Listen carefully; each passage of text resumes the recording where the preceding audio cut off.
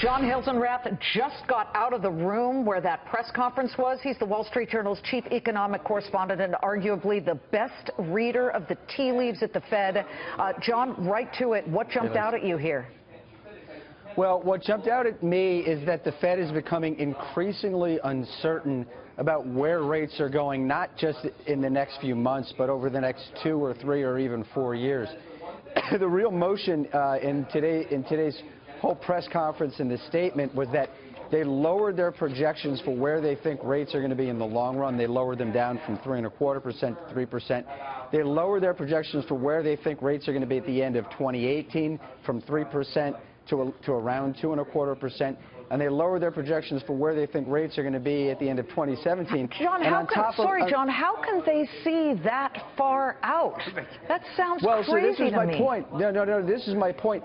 In addition to lowering all those projections, Janet Yellen said she doesn't have any confidence that those projections are right, that they might end up being even lower than what they're saying today they're going to be. Look, this is worthless idiocy. Dot plots out to 2018. They can't even forecast next year. They have changed their economic forecast and have been wrong time after time after time since 2009. The problem is the model is broken. We're trying to run monetary central planning. We're trying to run an 18 trillion economy here and an 80 trillion economy in the world by the crude instrument of pegging interest rates. It can't work. These people are basically getting in harm's way. They're destructive, and they have a vastly exaggerated sense of what they're doing and the impact they're having.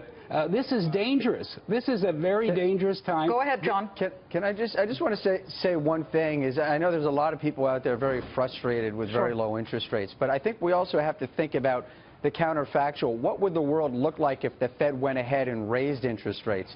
Well, unfortunately, they have a model for that. There have been a number of central banks since the financial crisis in 2008 who have tried to raise interest rates.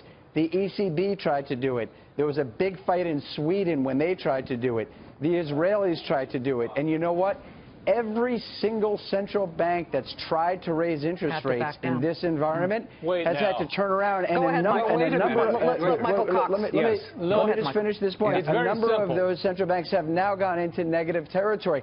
The economy is not bearing higher interest rates. That is not true. They are cowards. What happened was there's a hissy fit in the stock market. Okay. The gamblers and traders reject it. Let Michael Cox in. Go ahead, Michael. Reason why they should back off. Go ahead, Michael. That's right. Look, if I've been on drugs for the past 2 years and you start taking me off drugs, methamphetamine monetary policy, and you take me off the meth, I'm going to feel bad for a while. Right. And if you don't persist with the cure, you're going to kill me. Then you don't get better. You just get sicker with the same thing over and over again. Well, I mean, the only counter argument I would make to that, sure, the markets react negatively, but when you look at, the central banks are trying to get 2% inflation. When the ECB, when the Israelis, when the Swedes, when they all tried to raise interest rates, inflation started sinking. They got farther away from their 2% inflation targets. So guys, and by the way, can I just jump in here? We are losing steam with the markets right now. It's as if, with about 22 minutes rather to go before the closing bell rings, we have suddenly lost about, I want to say, 55 points of the gains throughout the day. We are diving at this moment, and I'm looking at this and I'm thinking to myself, David Stockman, investors are throwing their hands up. They don't know what to do. I do want to make this point, and I don't think he'd mind. Todd Horowitz, our trader, we know him well. He was in the green room, and he was on the phone. He said, Liz, right now I am selling futures. I am selling into this rally, and that was about 40 minutes ago. Listen to Yellen for a few minutes, and you realize they're clueless. They have no idea what they're doing. They have no idea where they're going. We have gone 6 years now with this policy, $3.5 trillion of monetization.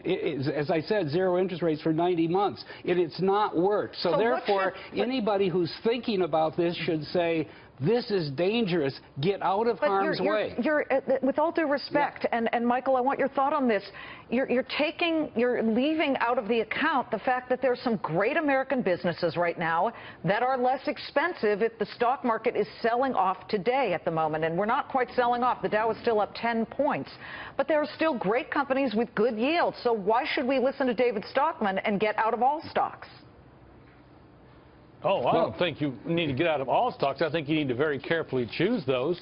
But look, here's the thing. If the Fed is going to raise rates, my analysis shows that each 1 percentage point increase in, say, the 10-year T-note rate will eventually take the market down 10%. So if the Fed starts to raise the entire yield curve up, and they're going to start it with the low end first, of course, once they do that, there's going to be a stock market effect. There always been, with 116 years of Dow history, suggest that they will affect the stock market. There's a bubble in the stock market owing to Fed policy. John Hilsenrath, right now it looks like the S&P is about to lose all of its gains, and I'm just wondering your thoughts on what might have happened in the last 20 minutes since she just stopped speaking. You know, I think the market is internalizing Janet Yellen's own uncertainty about what is about how this economy is developing and where Fed policy is going. Well, look, we got to a if she says uncertainty a dozen times in a press conference, then the market is going to internalize those words, and I think that's what we're seeing. Did you count? I didn't count. That was an estimate. Don't hold me to it.